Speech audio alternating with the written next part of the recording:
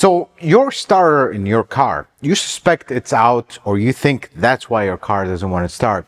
In today's video, I want to show you how to effectively and correctly diagnose bad starters or starting issues. And we're actually going to replace the starter on this car once we verify that that's indeed what it needs, so you can see what's involved with that as well right after this.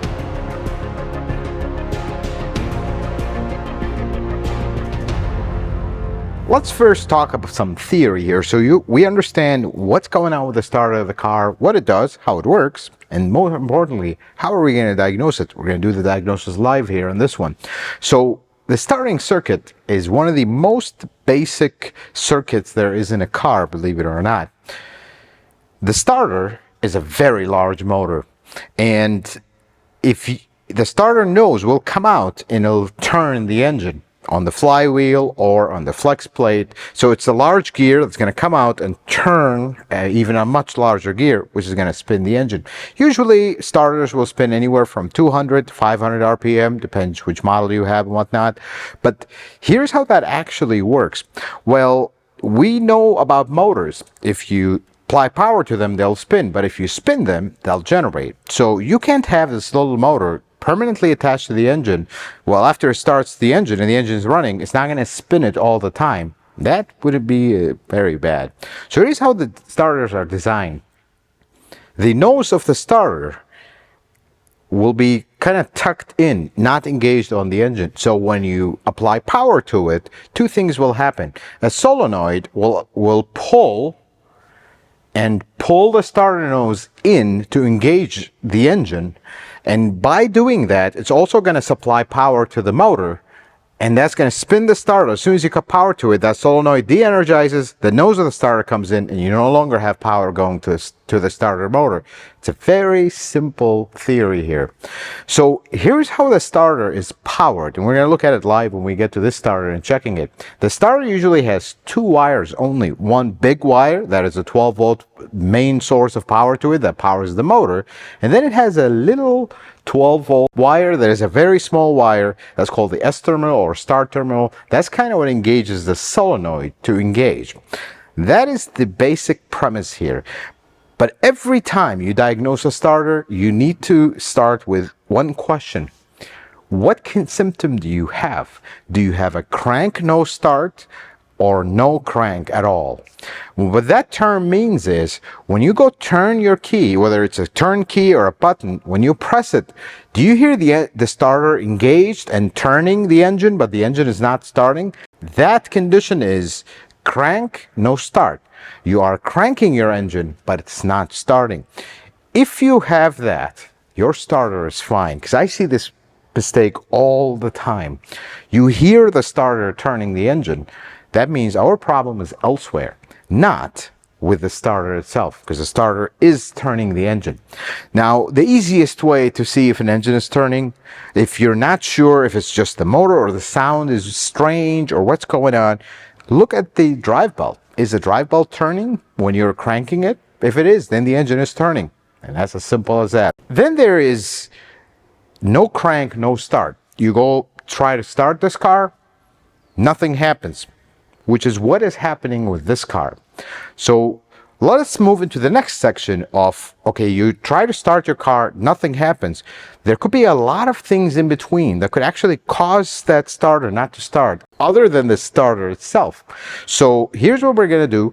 We need to access the starter to do our testing. So let us dive in, remove a few panels, and get to the starter, and then we'll start our diagnosis here. Now, the starter in this particular engine sits right in this area.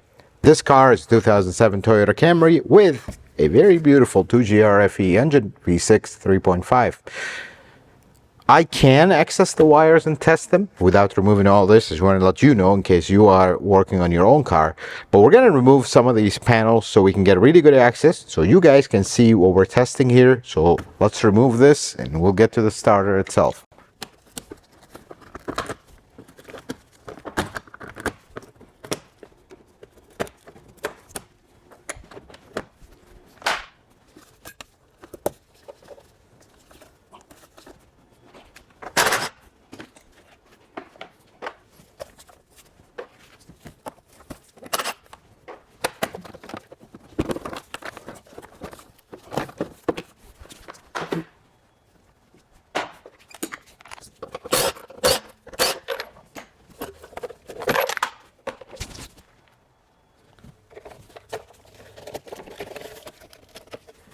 So here's what you have in every starter.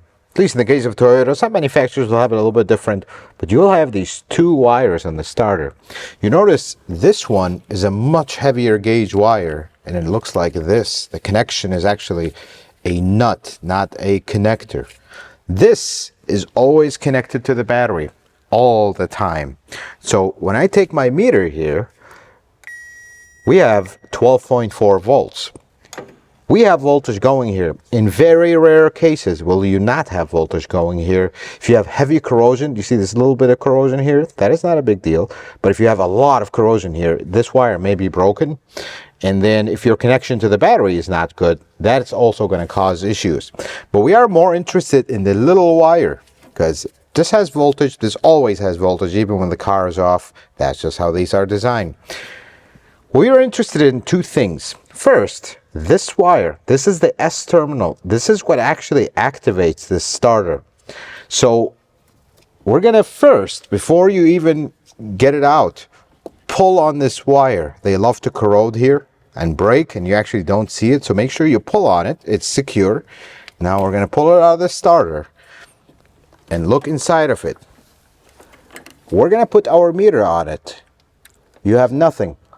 I'm gonna have my helper sit in the car and crank the car and see what happens. Crank it. Hear that? We're getting power here. If you have power here and power here, we're not going to forget about one thing. Is this starter getting a good ground? Now, if you have a corroded one like this, you may have to make a scratch to feel the ground, because it's all covered up the body, but I have a ground. So that means the body of the starter is grounded.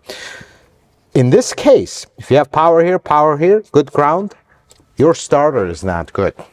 It's as simple as that. There is no other way around it.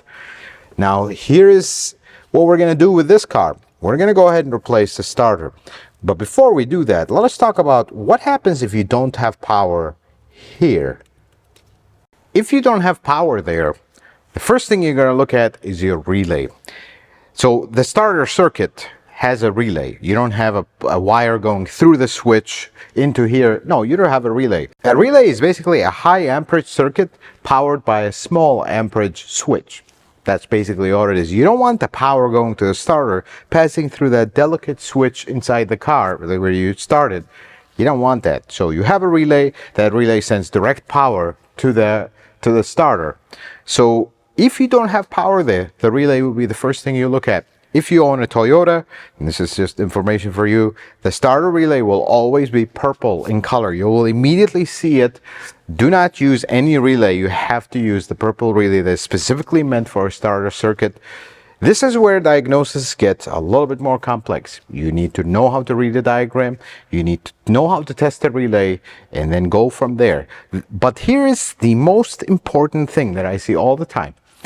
If you have a crank no start, don't go replacing a starter, because that does absolutely nothing. A starter, as long as it spins and is spinning the engine, your problem is elsewhere. Because I see this mistake all the time. Folks, you got to distinguish what your problem is. And I'll give you a small hint. We're not going to get too much into it. If your car cranks but does not start, your Toyota, and it sounds like a flat crank, like there's absolutely no signs of the engine wanting to start, but it's not. No, it's just like it's cranking and absolutely nothing is happening. The first thing you will look at is your alarm activated? Because I see this all the time. You will look for your security light. Once you insert your key and turn the key on, or if you have a smart key, you press the start button twice, that security light should go off. If it's still flashing, you have a problem with your immobilizer. Whether the key is not programmed, it's not getting picked up. Because here's how things work with immobilizer cars. If you have an older immobilizer, a kind of an old school immobilizer, that S-terminal wire will pass through the computer, or the relay will be activated by the computer. The way it does this is, it's gonna first verify, it's gonna wait for another computer to approve that we have a valid key code. Then it will allow you to crank. But modern cars don't do that. This is what you need to know. Old school immobilizers, they cut the starter completely. So you go to start the car and you have the wrong key, it won't crank at all. But new cars, they will crank, but the engine won't start because they will not allow spark and fuel to go. They will not allow spark to go to the ignition. They will not allow the injectors to spray. So the engine will crank, but it will not start. So you have to distinguish between the two, and you have to look at that security light. If your security light with the key out of the ignition was flashing, and then you put the key, you turn it on, it stops flashing, your immobilizer is good, you have a problem elsewhere. It's very important that you do this. Now, here is something about starters. Your starter went out. You're away from home. You're kind of stranded. Starters, usually what happens to them with age, they start sticking. And what sticks in them is the solenoid part. It just, when you apply power to it, it's so weak, it doesn't want to come out and push the starter forward and engage that power. So if you have a starter that is not starting, you know for a fact it is, you take a hammer or a screwdriver, tap on the solenoid. You can actually sometimes free it up where it'll start. That's exactly what we did to this car to get it in here because it was dead, it won't start. But don't count on that. That's not a good method. You still have to verify. Because wait, what if you have a broken wire in that and it's barely making contact, and just by you tapping on the starter, you moved it enough where it started. You would have went and replaced that starter. These starters are not cheap. For nothing. And then you go back, it starts the first time, yes, we're good, next day won't start, and strand you again. You gotta do your due diligence, folks. This is very important. There is a rule, a golden rule that you will hear every mechanic say. You have to know the why. Anybody can figure out what's wrong with the car, but not a lot can figure out the why, because that why is what's going to separate a good repair from a bad repair. So you got to find out the why. What is our why in this case of this car? The starter failed. Now, the next question you want to ask yourself is this a car with 10,000 miles that is 2 years old? Maybe that's too early. Is there something else causing the starter to fail? In this case of this car has a lot of miles. It is up there in age. The starter just failed from age. And exactly what failed in it is the solenoid. Now, you can take the starter apart and replace the solenoid. That is not advisable, though. Remember, this will strand you. Repair the cars right. Don't try to cut corners with parts like that. Some folks will say, well, I want my mechanic to fix my car, not just replace parts. Yes, but this is not the one to be doing that with, because this is the kind of part that will strand you. Having said that, let's go replace the starter. And the most important part after all this is done, confirm your repair.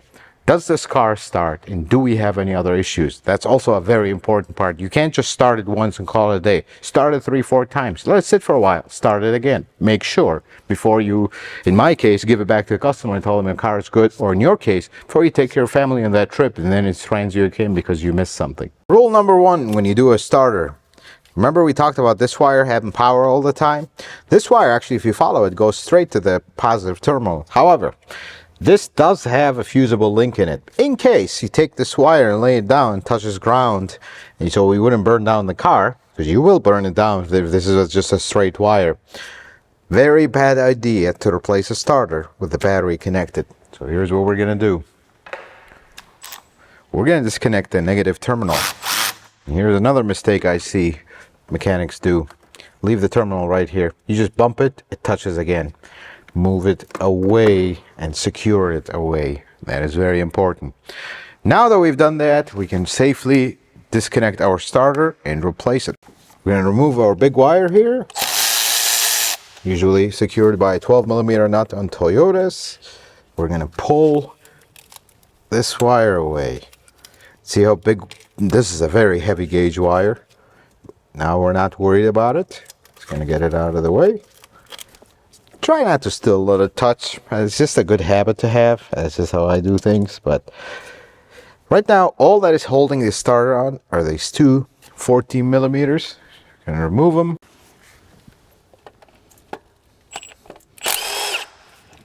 Here's one.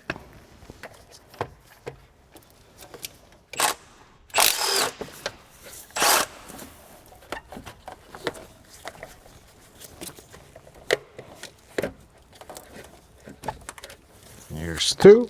And starter should come out. Sometimes they'll be stuck. You kind of have to move them back and forth, but if you live in the Rust Belt.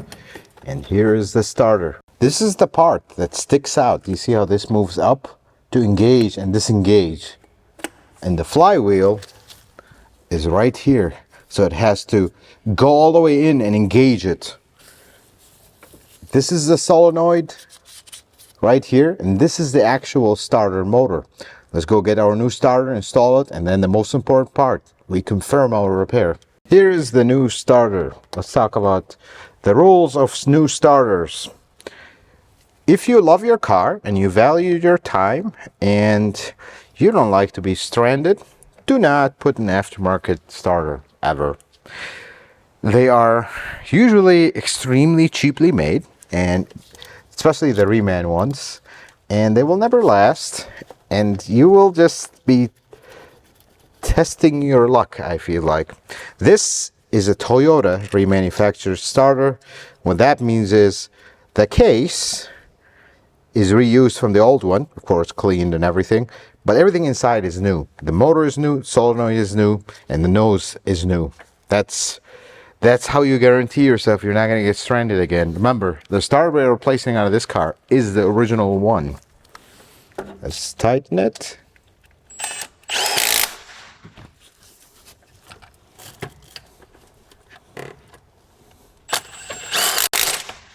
Toyota starters always come with a new nut. Now before we connect our wire, this is very important that we clean it a little bit. You'll never be able to get all the corrosion out of it, but the main thing is we make sure that we have good connection. That is good.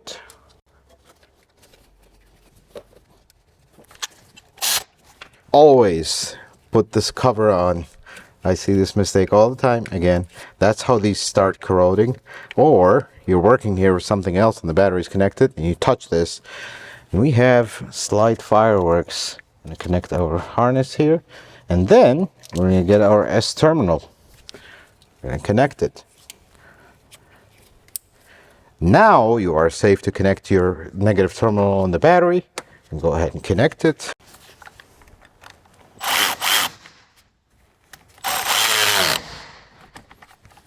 Here's a quick tip on battery terminals. If you want to know it's secure and it's good, once you tighten it, hold the terminal, try to turn it. If it doesn't turn, we're good. It's making good connection. Now every time you disconnect the battery on your Toyota, it's a good idea to clean your throttle body if you don't want that low idle. I have a video dedicated to this, but I'll kind of run through it. You can open the throttle plate by hand, but don't let it slam. Do not use brake clean. Now this throttle body does need cleaning. So I'm going to spend some time, make sure it's 100% clean. You get a really nice idle.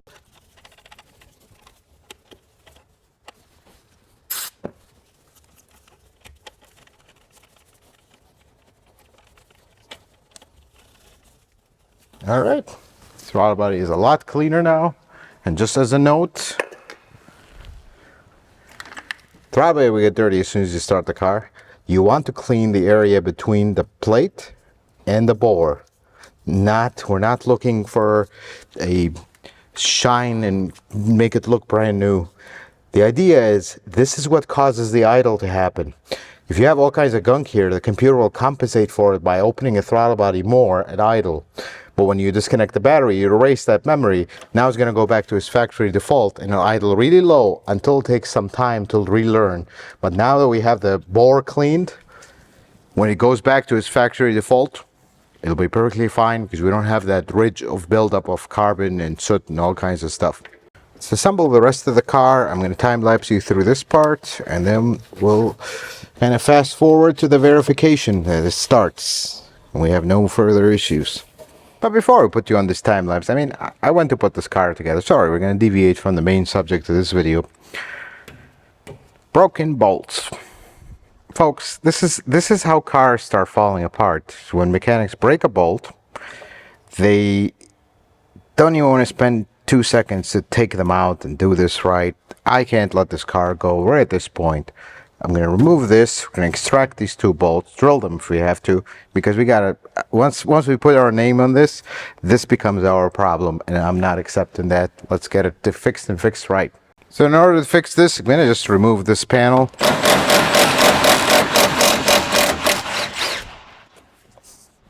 Let's hope some of these rusty bolts cooperate.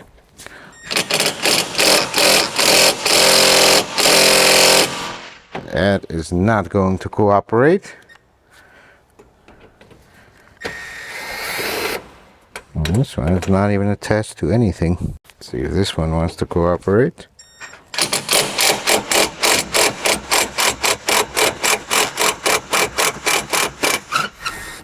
Okay, so I'm going to remove this entire panel.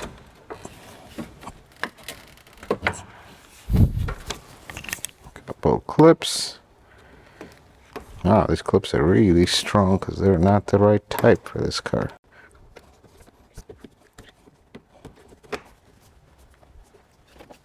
There we go. We're going to move this way, then we're going to get this loose.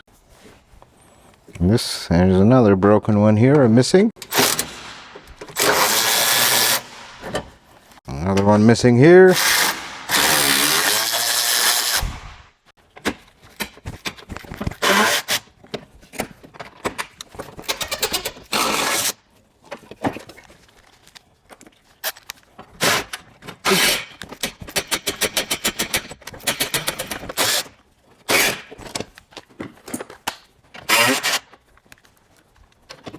Another missing bolt here. No, I feel like half this car is missing here in the front. And yeah, here are the 2 broken bolts. These 2 are missing. This one is missing. Well, I'm kind of glad we went here. Let's extract these 2. So here's what we're removing. I'm going to give it a little bit of heat on the nut, not on the bolt, as much as possible. I'm not going to go too much. Let's see if we can remove it.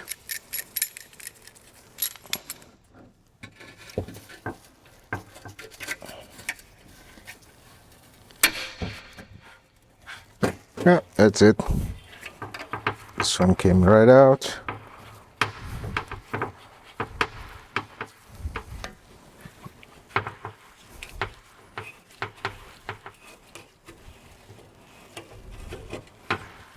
Here's this one of the broken ones.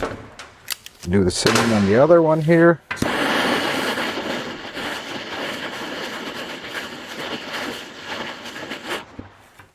Use a lot of heat if you don't need it.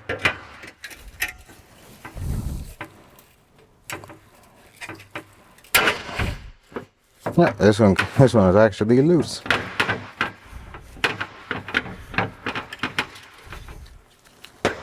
There we go. We're gonna go spray some water on these so they can cool down, clean the thread, and we're ready to go. So we're gonna clean the thread on these. This is an M6x1. This one's good. So we can make sure our new bolts don't bind as well. I think they are all good actually.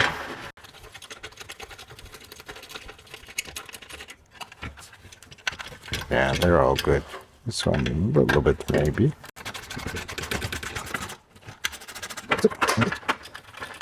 Let's go back and install it in the car. Let's put our panel back in.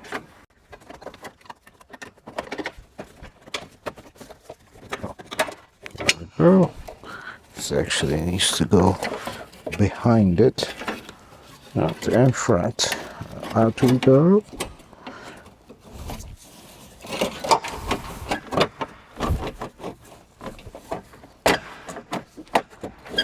Yep.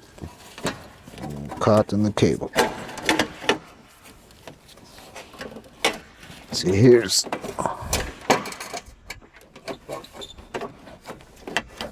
there we go. I like that. First, we're going to start with our first missing bolt, which is this one for the support. If you ever drive on the highway after a body repair and your hood shakes, it's gonna be this bolt that is missing or this bracket that is broken. Okay, I'm not gonna tighten it yet. I'll tighten the edges first. This is one bolt that was missing. We're gonna have to clean the thread. No, it's going.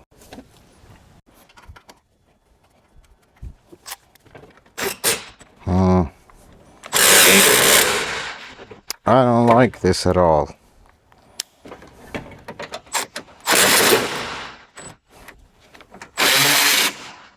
Yeah, this thread needs cleaning. How about this one? Let me first get these top ones in. How about this one? Nope, don't like that one. Of course, because they left it without a bolt so long. Now the thread all rusted. See if we have enough space to get our threader in here.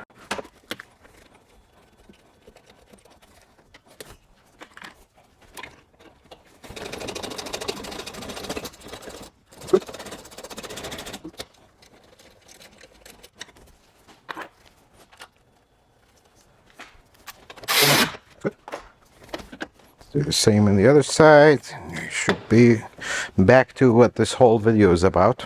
Sorry for the small detour. Make sure this car is fixed right. And I did not thread that. I'm getting too excited here.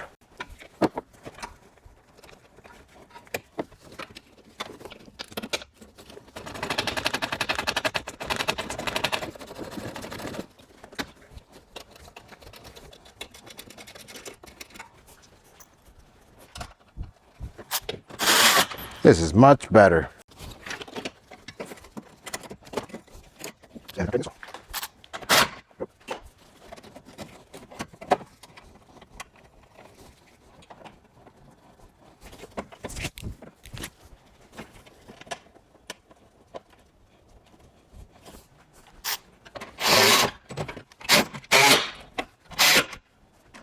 Okay. So, I see actually another problem. The reason this was not even attached is this bracket is all twisted up. So, I'm gonna untwist it.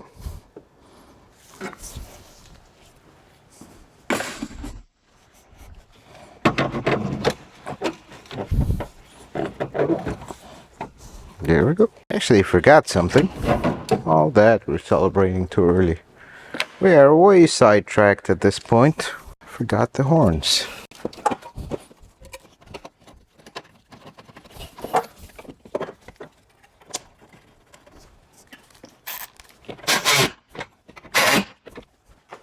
Okay, that is much better. Just go in here. This side has original clips and another aftermarket one.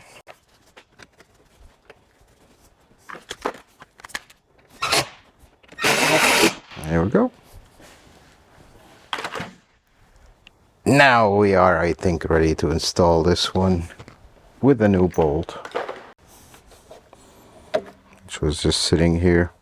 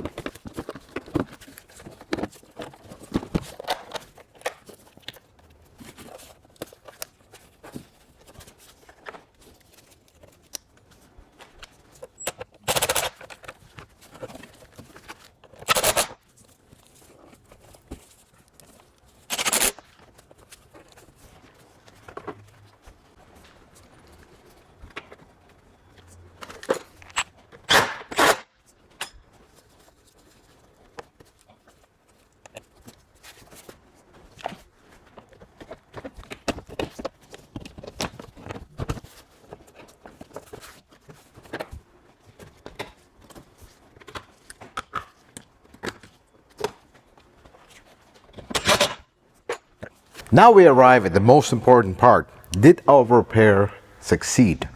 Jose, go ahead and start the car, please. Shut it off. Start it again. And we're good so far. Shut it off. As they say, third time is the charm. Go for it, Jose. Pretty good. I like that. Shut it off, Jose. Now we have verified our repair. We're good. We're still gonna take it for a quick drive. There's a few other concerns that the customer has with this car before you wrap up this car completely, give it back to the customer. But there is one thing very missing in this picture. Let me work on that real quick.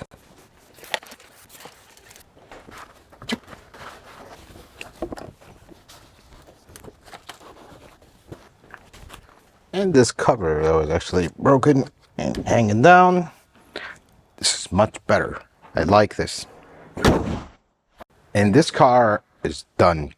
Folks, there is one important message in this video, apart from the starter and all the stuff we found, and talk about that in a second here. But it is extremely important that you don't rush the initial part of diagnosis.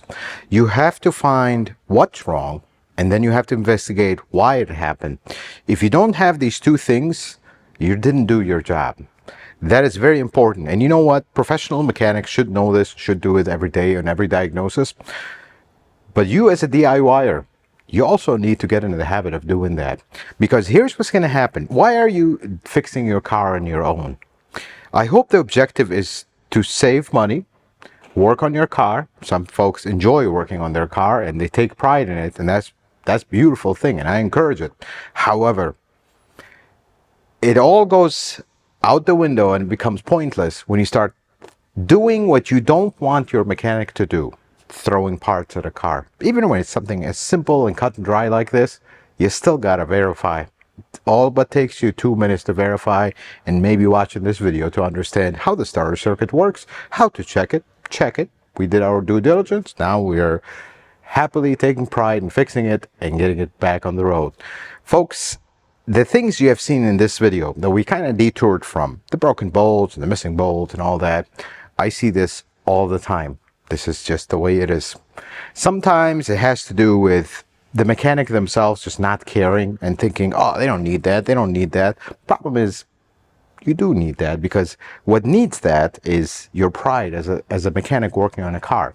It's a little bit important. You broke something, well, fix it. It took me nothing but 15 minutes out of my way to fix it. And now, even though the customer will never see these things, they'll never know that we fixed it. They'll never even know that we were broken to begin with. But I know, and more importantly, the Lord above knows. And that's the bottom line. Now, if we see something completely damaged and you can't really fix it, you gotta get parts involved, you have to disassemble half the car to do that, let the customer know. If they say, no, I don't want to fix it, that's on them, not on you, but you inform. That's the important part here. And something like this, I usually always just take care of it. It's not worth it. You spend 15 minutes, you will have this customer for life. That's the bottom line here. Folks, when it comes to car repair, the why is the part that is always missed every single time. And sometimes, I have to say this, even when you find your why and you go accordingly, sometimes things will not go. But at least when things don't go and you have to go back to the drawing table, at least you did your due diligence initially. Look, we're never perfect. Nobody is perfect. All humankind is not perfect. But we at least try. That's the message I want you to take from this. As a DIYer, educate yourself. Don't just jump into projects and just become the parts replacer that you always complain about the mechanics that are. Do your due diligence. Research. There's a lot of good YouTube videos out there to educate yourself, and you were not pulling an engine, rebuilding it here. This is simple stuff. You can do this, and I encourage you to do so. Folks, I hope this video is helpful and informative. I hope you learned something new. If you like it, consider giving it a thumbs up. If you're not a subscriber, consider subscribing to the channel. Check out some of my other videos. Until the next video, folks, may the Lord bless you and keep you, and you have yourself a wonderful day.